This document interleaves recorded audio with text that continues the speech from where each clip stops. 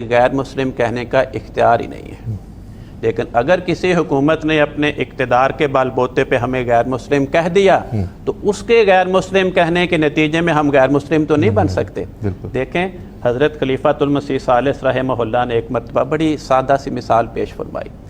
حضور نے فرمایا کہ بھینس کو گدھی کہہ دینے سے بھینس دلتیاں نہیں مارنی شروع کر دے گی، اور مچھلی کو سور کہنے سے مچھلی حرام نہیں ہو جائے گی۔ تو اگر میں کلمہ پڑھتا ہوں تو حضرت رسول پاک صلی اللہ علیہ وسلم فرماتے ہیں کہ میں مسلمان ہوں۔ بلکہ دیکھیں آپ کے سوال سے مجھے یاد آیا، حضرت رسول پاک صلی اللہ علیہ وسلم نے بڑی ہی پیاری بات پیش فرمائی۔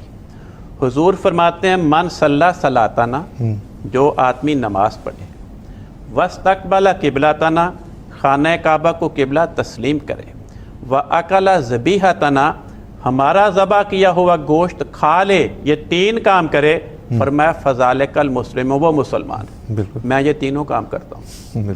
تو حضرت رسول پاک صلی اللہ علیہ وسلم فرماتے ہیں کہ میں مسلمان ہوں۔ اگر کوئی صاحب اقتدار ان تینوں کاموں کے باوجود مجھے کہتا ہے کہ میں مسلمان نہیں، تو وہ حضرت رسول پاک صلی اللہ علیہ وسلم کے اس فرمان کی نافرمانی کا ارتکاب کر رہے ہیں۔ اگلا جملہ اور بھی بڑا قابل توجہ ہے۔ حضور صلی اللہ علیہ وسلم فرماتے ہیں کہ جو یہ تین کام کرے وہ مسلمان ہے۔ کیسا مسلمان؟ فرمایا فذالک المسلم الذی لہ ذمۃ اللہ و ذمۃ رسولہ، جس کے مسلمان ہونے کا اللہ ذمہ لے رہا ہے، اللہ کا رسول اس کے مسلمان ہونے کی ضمانت دے رہے ہیں۔ تو بھائی میں یہ تینوں کام کرتا ہوں۔ تو حضرت محمد مصطفیٰ صلی اللہ علیہ وسلم وہ مجھے ضمانت دیتے ہیں کہ تیرے مسلمان ہونے کی خدا ضمانت دے رہا ہے، تیرے مسلمان ہونے کی میں ضمانت دے رہا ہوں۔ اگلے جملے میں ایک اور بڑی پیاری بات آپ نے فرمائی۔ معلوم ہوتا ہے کہ اللہ تعالیٰ نے حضرت رسول پاک صلی اللہ علیہ وسلم کو اس بات سے آگاہ فرما دیا تھا کہ ایک زمانہ آئے گا کہ ان تینوں باتوں کی موجودگی کے باوجود خدا اور خدا کے حبیب کے ان لوگوں کے مسلمان ہونے کی ضمانت دینے کے باوجود لوگ خدا اور رسول کی ضمانت کو توڑیں گے، انہیں غیر مسلم قرار دیں گے۔ چنانچہ آپ نے پہلے سے منع فرما دی۔ اگلا جملہ یہ ہے، فرمایا فلا تغفر اللہ فی ذمتہ، اے میری امت کے افراد خدا کی ضمانت کو نہ توڑو۔ اس جملے کو پہلے جملوں کے ساتھ ملا کر دیکھ کے نتیجہ کیا بنتا ہے؟ آپ ہمیں یہ سمجھا رہے ہیں کہ دیکھو ایک زمانہ آئے گا، میری امت میں ایسے افراد پیدا ہوں گے جن کے اندر یہ تینوں خصوصیات پائی جائیں گی۔ ان کے مسلمان ہونے کی خدا اور خدا کا رسول ذمہ داری قبول کر رہا ہوگا، لیکن بعض بد نصیب ایسے ہوں گے جو خدا اور رسول کی ضمانت کو قبول نہیں کریں گے، انہیں غیر مسلم قرار دے کر خدا کے رسول کی ضمانت کو توڑنے کا ارتکاب کریں گے۔ تو میرے لیے صرف یہ خوشی کی بات ہے کہ میں خدا اور خدا کے رسول کی ضمانت توڑنے والوں میں شامل نہیں ہوا۔ بسم اللہ الرحمن الرحیم۔ قادیانی اپنے آپ کو مسلمان کہہ رہا ہے اور دلیل کے طور پر اس نے یہ روایت پیش کی ہے کہ حضور صلی اللہ علیہ وسلم نے فرمایا جو شخص بھی یہ تین کام کر لے وہ مسلمان ہے، کہ یہ تین کام تو ہم کرتے ہیں لہٰذا ہم مسلمان ہیں۔ یہ بات، یہ جو تشریح اس روایت کی اس نے کی ہے، یہ سراسر غلط تشریح ہے۔ روایت کا یہ مطلب ہی نہیں ہے۔ اس روایت کی تشریح سے پہلے ہمیں یہ سمجھنا چاہیے کہ ایمان کی تعریف کیا ہے۔ ایمان کی تعریف یہ ہے کہ حضور صلی اللہ علیہ وسلم جو کچھ لے کر آئے ہیں اور حضور صلی اللہ علیہ وسلم کا یہ لانا قطعی، یقینی اور بدیہی طور پر ثابت ہے۔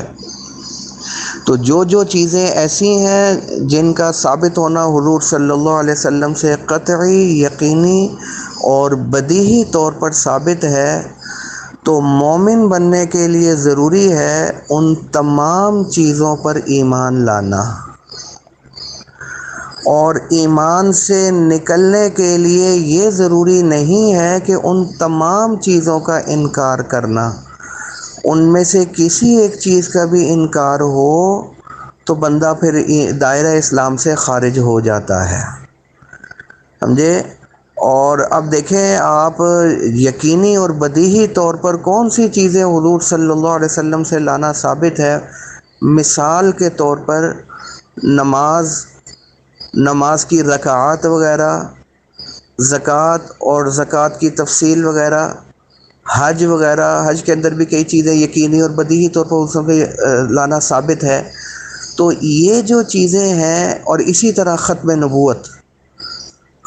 نبوت بھی حضور صلی اللہ علیہ وسلم سے یقینی اور بدیہی طور پر ثابت ہوتا ہے کہ حضور صلی اللہ علیہ وسلم پر نبوت ختم ہو چکی.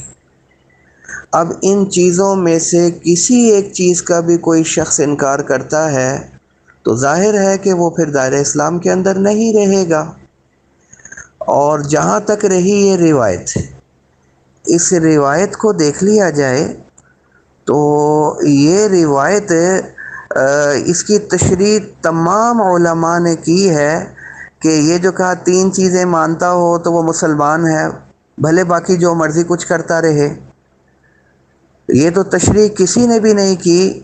تقریباً تمام علماء نے یہ تشریح کی ہے کہ یہ 3 چیزیں کرتا ہو اور ساتھ ساتھ ضروریات دین کو بھی مانتا ہو، ضروریات دین کا انکار نہ کرتا ہو، وہ مومن بنے گا. اب آپ دیکھ لینا کہ اب وہ جو حضرت ابوبکر صدیق رضی اللہ تعالی عنہ کے دور میں مسیلمہ کذاب کو دیکھ لیا جائے، مانعین زکوٰۃ کو دیکھ لیا جائے، جنہوں نے زکوٰۃ دینے کا انکار کیا تھا.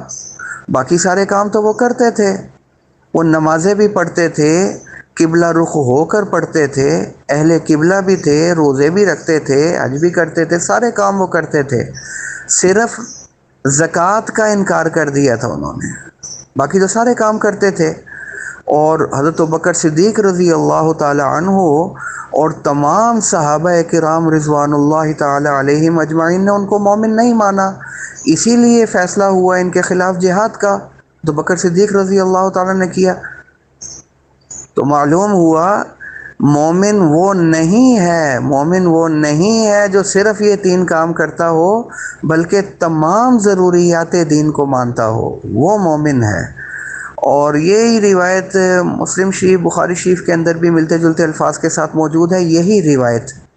لیکن اس روایت کے ساتھ حدیث ہی میں حضور صلی اللہ علیہ وسلم نے یہ بھی فرما دیا کہ یہ 3 کام کرتا ہو مگر یہ کہ اس میں کوئی واضح کفر موجود نہ ہو، کسی واضح کفر کی کوئی علامت اور نشانی بھی موجود نہ ہو، وہ شخص مومن ہوگا. اسی روایت کے ساتھ اس کا اضافہ بخاری مسلم شریف کے اندر موجود ہے. تو جس سے ثابت ہو جاتا ہے کہ خالی یہ 3 کام کرنے سے مومن نہیں بنے گا، بلکہ تمام ضروریات دین جو حضور صلی اللہ علیہ وسلم سے قطعی، یقینی اور بدیہی طور پر ثابت ہے، اس کو بھی مانتا ہوگا تبھی مومن بنے گا. یہ تو بالکل ایسے ہی ہو گیا جیسے کہ اقیم الصلاۃ قرآن مجید میں آیا ہے. اب کوئی کہے جی کہ بغیر وضو کے بھی نماز ہو جائے گی، میں بغیر وضو کے نماز پڑھوں گا، کیونکہ اللہ تعالیٰ نے فرمایا نماز پڑھو. اس آیت میں تو یہ نہیں فرمایا نا کہ وضو کر کے نماز پڑھو، بغیر وضو کے نماز نہیں ہوگی. اس آیت میں تو اس کا ذکر ہی نہیں آتا. اس آیت میں صرف اتنا ہی آتا اقیم الصلاۃ، نماز پڑھو. کہیں گے بھائی اس آیت میں تو نہیں آتا، لیکن دوسرے دلائل تو موجود، دوسری آیتیں، روایتیں موجود ہیں کہ بغیر وضو کے نماز نہیں ہوگی. تو اور دلائل کو بھی تو دیکھ لیا جائے نا. تو اس نے اب کیا کیا، ایک ہی چیز کو دیکھا اور اس کو پکڑ لیا، اور دوسری آیات، روایات اور دلائل سے آنکھیں بند کر لی ہیں. اور یہ اس کی بات خلاف اجماع ہے.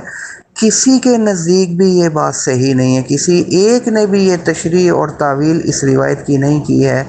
اللہ تعالی ہم سب کو دین کے اوپر عمل کرنے والا بنا دے، حضور صلی اللہ علیہ وسلم کا سچا اور سچا عاشق بنا دے اور دین کا خادم بنا دے. وآخر دعوانا ان الحمد للہ رب العالمین.